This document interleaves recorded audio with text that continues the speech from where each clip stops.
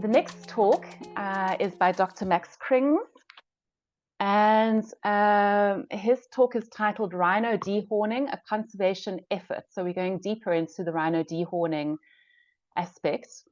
And I'd like to just go into a little introduction to Max.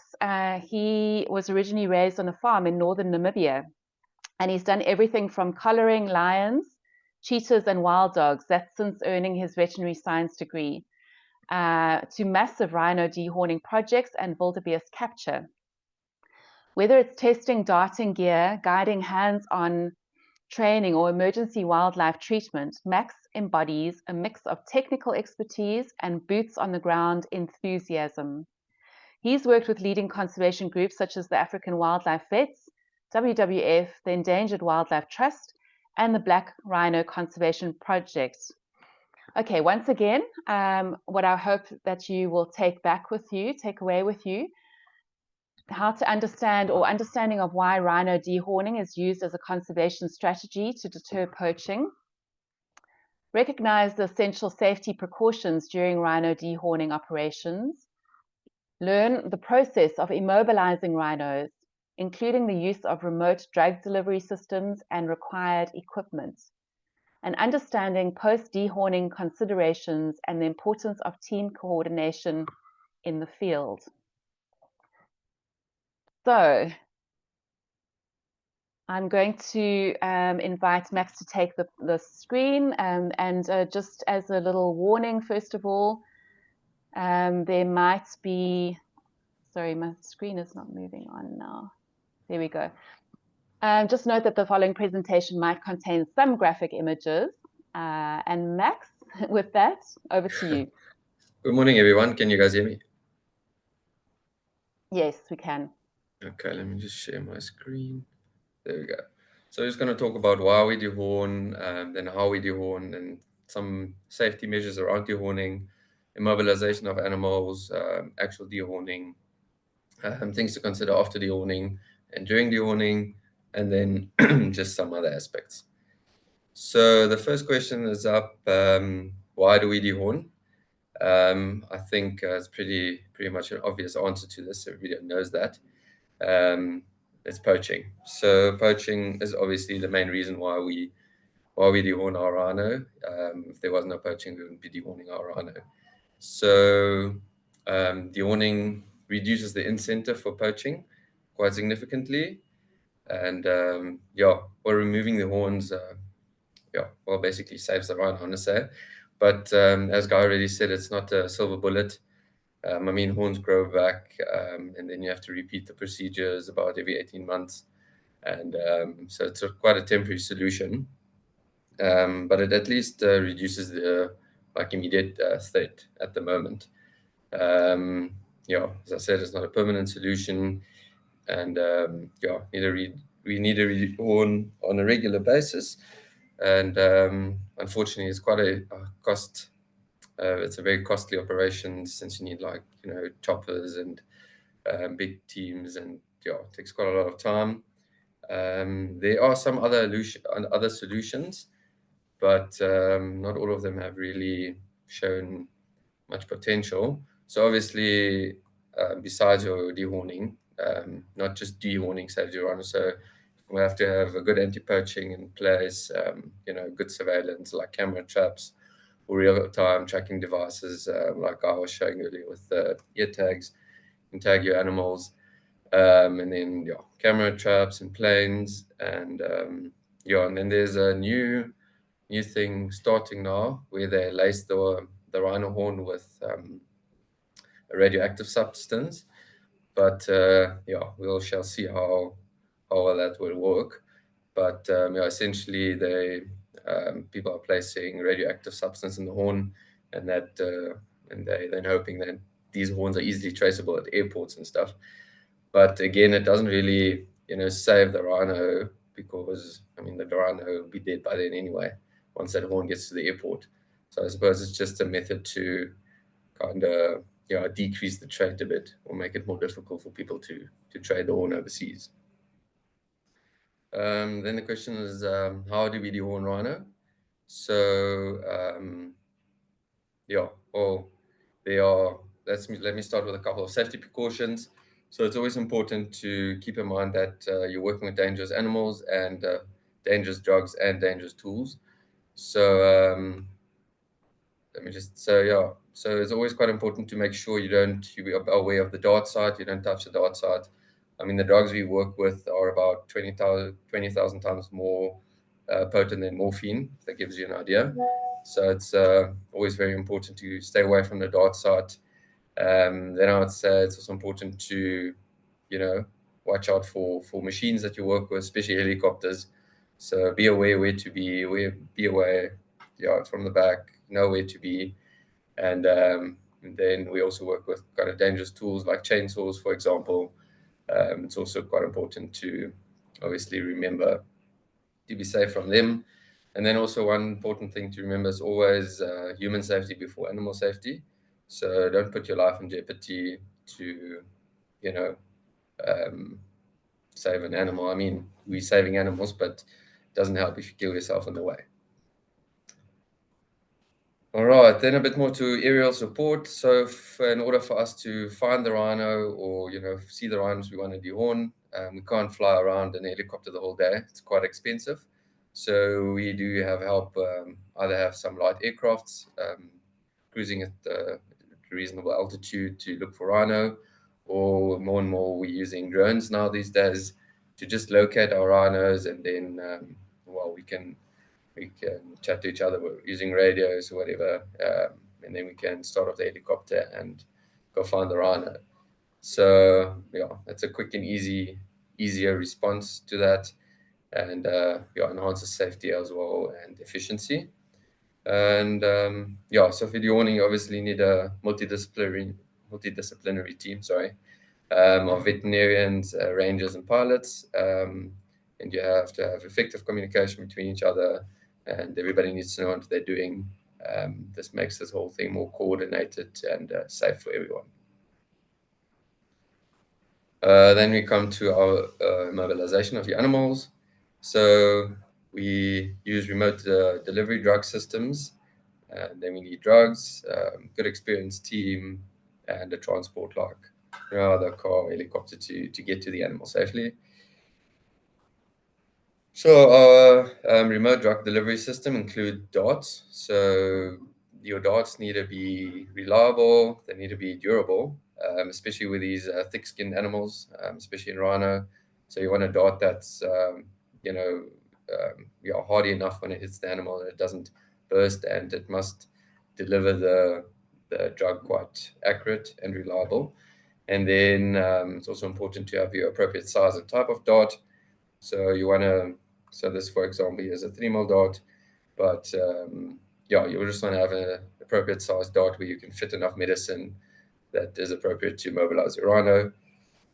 You've got two different dart types here. We've got a C type and a P type, where the C type is for charged dart gun and the P type is for the pneumatics, so a gas powered dart gun. So these are just some pictures here, what can happen. So obviously you can not always say where your dart goes. Sometimes things might go a bit south when you hit the tail. Doesn't happen often, and you can definitely never aim for the tail, but it does happen. So in this instance, obviously the dart hit the tail, the drugs didn't get into the animal, so we had to redart the animal to immobilize it. Here's another thing, nice dart placement, but you can see how like animals like to wallow in mud. So it's also quite important to, while you're trying to dart your animal, to assess it, see how it looks from the top. So in this case, it was quite a lot of mud, so the dart almost didn't penetrate all the way through. So it was quite a bit stuck. Here's a nice dart placement around the rhino. You can see the front of a rhino there. Sometimes, or yeah, most of the times, we just write our drug dosage onto the dart. Makes it easier for the ground team or whoever gets to the rhino, see how much drugs we used with the rhino, and then it makes it easier for them to reverse the animal again once they're done dehorning. Yeah, here's also another nicely dart placed in the neck of the rhino. You can see it's nicely deep through the skin. And yeah, nice placement here. Then what else do we need? So, of course, in order to deliver our drugs, we're using a dart, but that dart somehow needs to get to the animal. So we're using dart rifles, such as this one here. Then we need a transport to get to the rhino. Quite often, or most commonly, we use helicopters to do that, but that differs from time to time. If you're in a boma, obviously you don't need a helicopter for that. But if you're in field situations, it's always nice to have a helicopter.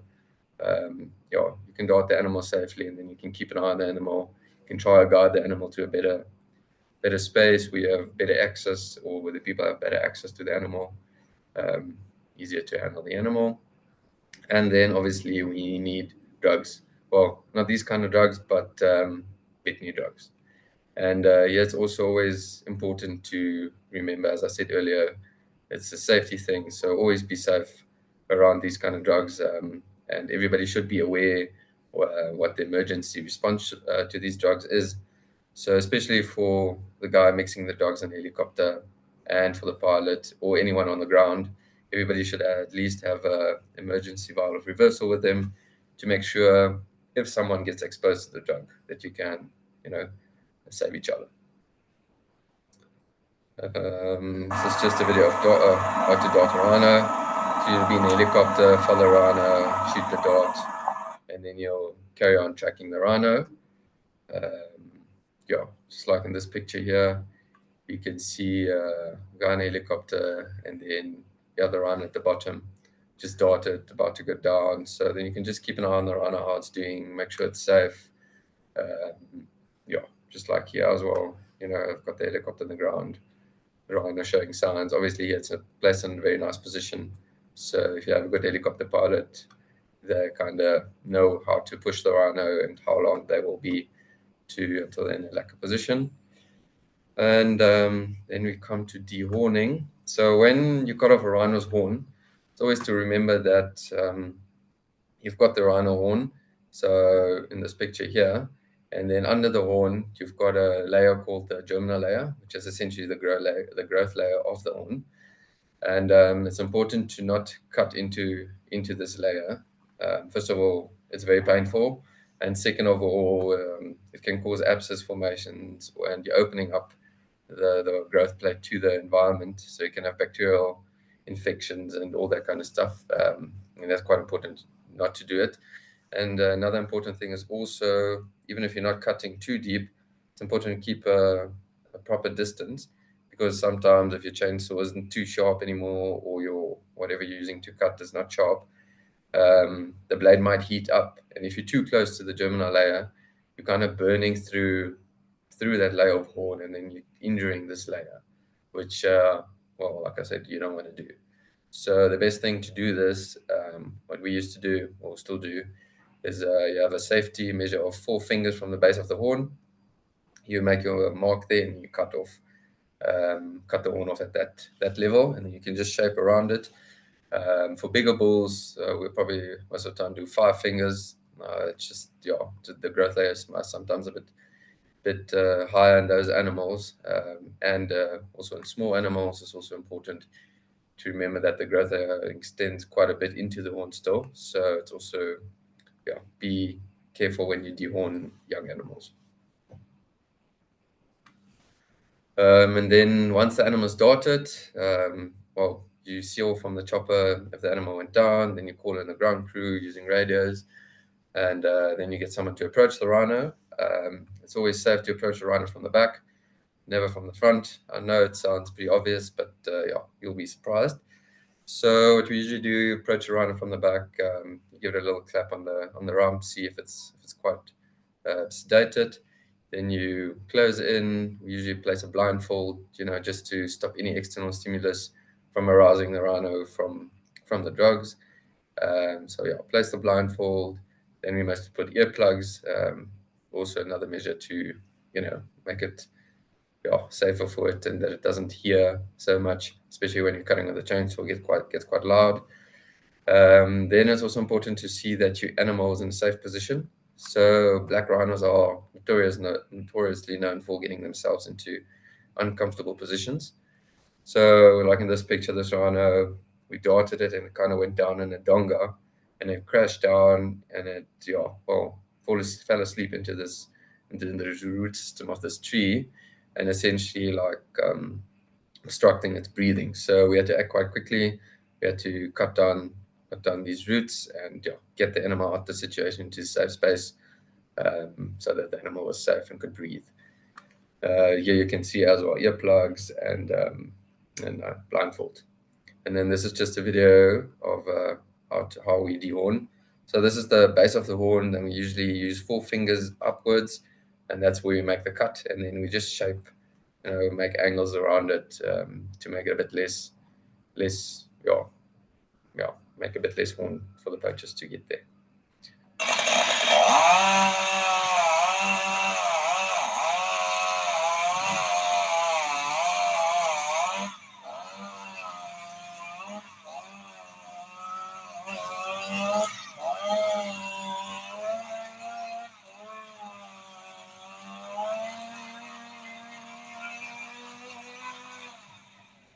So yeah, like you can see, it's quite loud, so it's quite important to put earplugs, and we have a blindfold over the eyes just to protect them from any chainsaw oil or splinters from the horn that might enter the eye.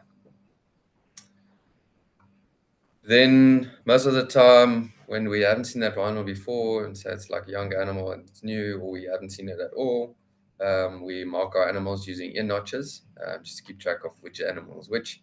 So this is the numbering system we use. So on the left ear, we've got a 100, a 2, and a 4, and on the right ear, we've got a 200, a 10, 14, and a 20. So yeah, we'll mark our animals using notching tools according to the system.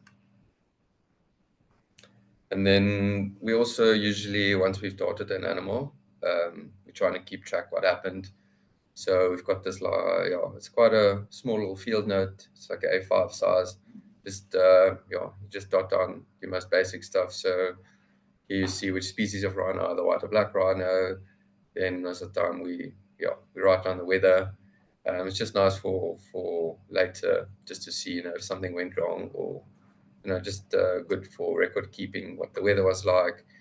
Then we say obviously male or female. Then we age the animals. We've got the aging system goes from A to F, where A is a calf and F is a adult animal. Then some animals have an ID already. You write that down there, and then usually we draw in the notches that animal, just as like a double precaution. If you didn't read it properly, then you can at least go back and double check your notching.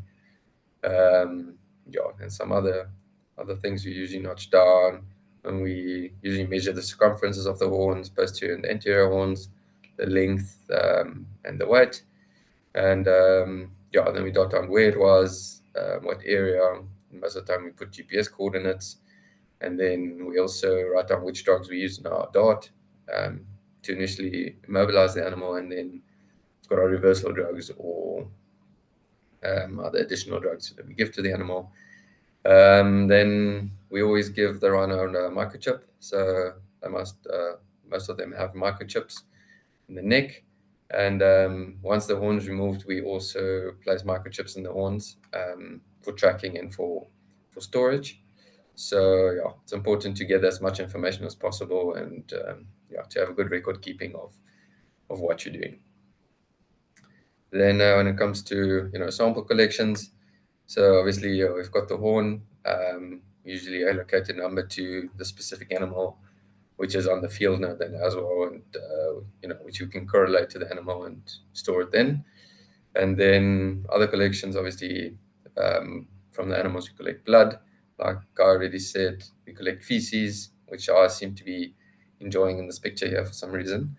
Then we collect skin samples, which we mostly do. So once we notch, that was those markings we do in the ears, just keep one of those notches and store them in our database. And then not all the time, but some of the time we also collect hair. Then post dehorning. So this is the same rhino that was stuck in the roots earlier, which I showed you guys. You can see put it in a better position here, dehorned it. We even put a tracking device on We call these horn pods. They're quite nice, quite robust. It's nice to track your animals. They are VHF or satellite or both, and it's nicer sometimes depending on the area. But if you have a very wet terrain, it's nice to place these pods, because foot collars usually, they get impacted with mud and stuff and causes issues later. And we found with black rhino as well that ear tags don't really work that nice, especially in very humid areas and tick infested places. So we found our best bet as a horn pod these days. Downside of that is unfortunately that obviously the horn grows, so it essentially doesn't stay on for as long as a collar would stay on. But it is a nice device to have, and it's nice and up, so it's never under the rhino, so signal is usually good. um, and yes, then after dehorning, so we usually mark our animals. I mean, this is a bit excessive, I agree, but it's just nice to have your animals marked once you've dehorned or darted the animal, that you don't redart the animal, because sometimes, I mean, it's not so easy always to see if the rhino was dehorned from the air.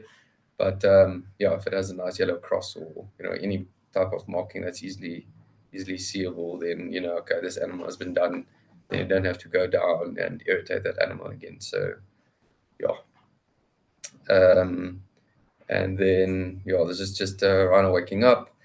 But it's also important that before you inject your reversal drug, make sure everybody's out the way. Everything has been done, animals safe.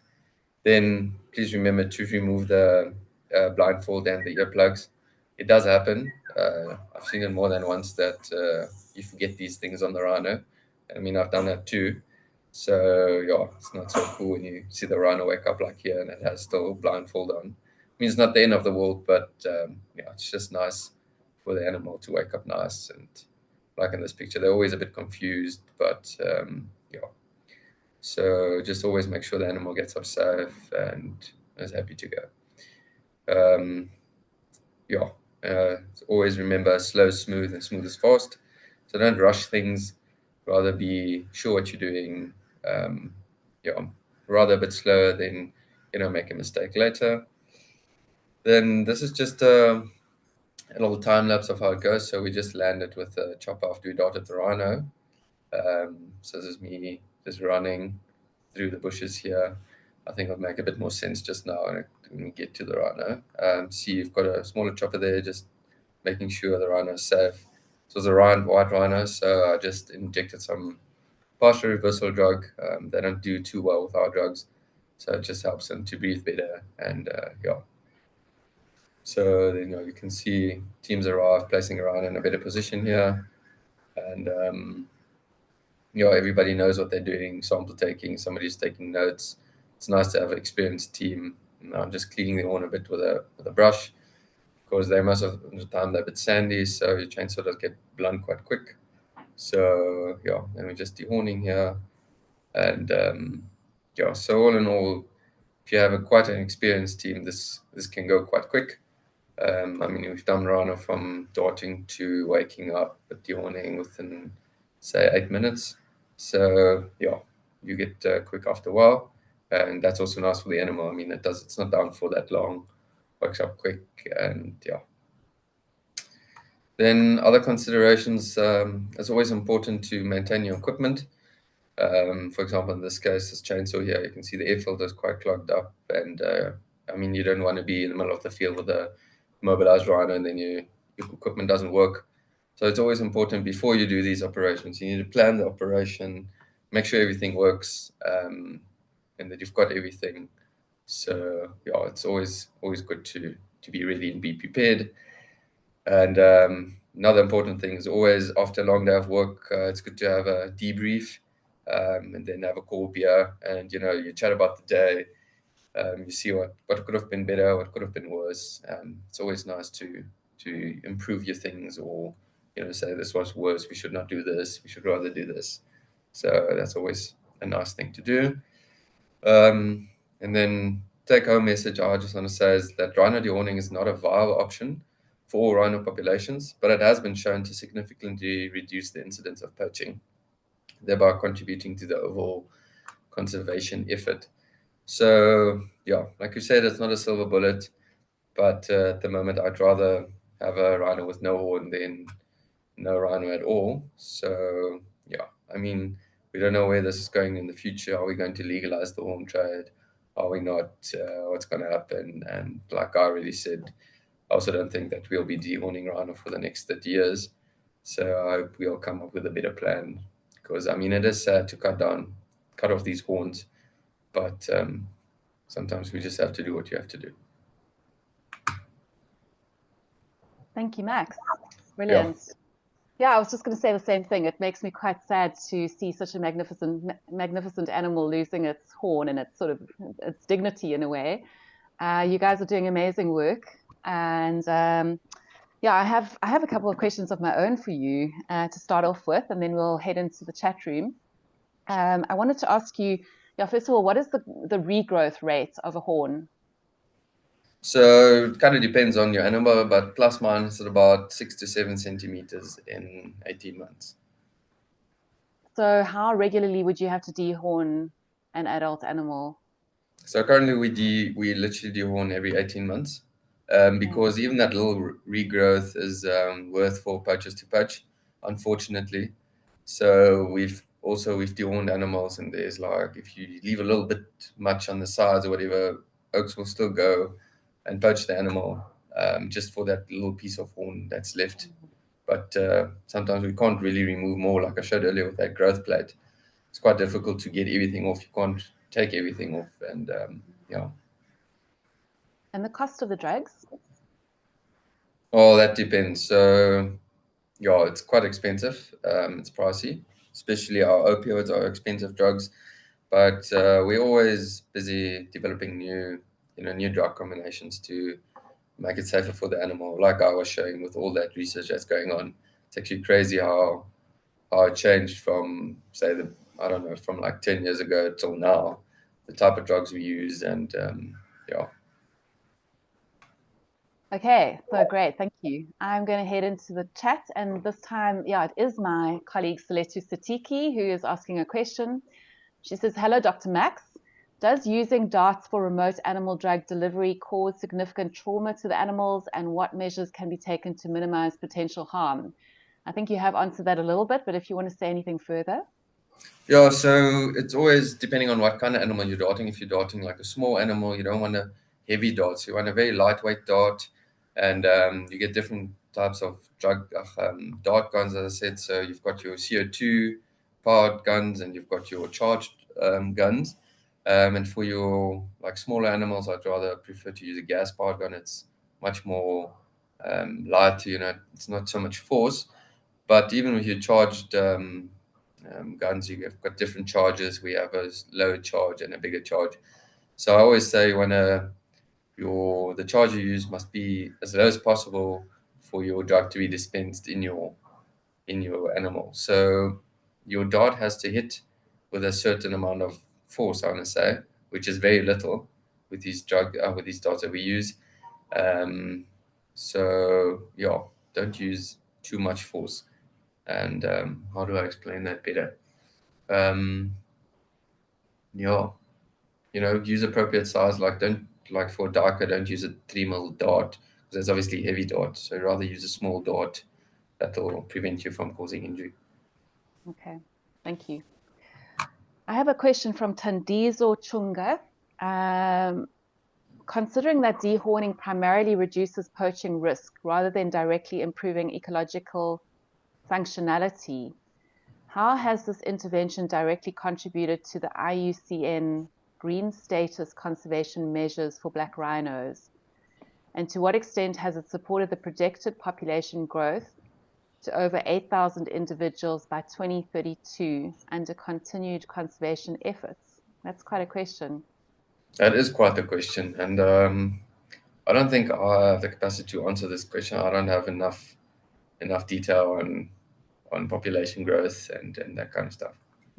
Okay, cool. We'll, Tandizo, maybe you need to do a little bit of research off the screen, but good question. Okay, so then I have a question from, let me just have a look here. Christoph. Thanks, Max. I haven't worked with rhino dehorning yet, and this is something we can employ in our rhino conservation as an anti-poaching measure besides other measures. Could you tell me how long you measure from the base of the horn to know where to cut off the horn in order to preserve the corneal soft tissues? And he continues to say, I mean, what measurement you take from the base of the horn up to where you chop off. And I think you said it was 4 to 5 fingers. Is that right? Yeah, so can you guys know? You guys can't see my point. Let me see. Can you guys see my pointer here? So Christoph, if you look, so the base of the horn is basically where the horn, contacts the skin.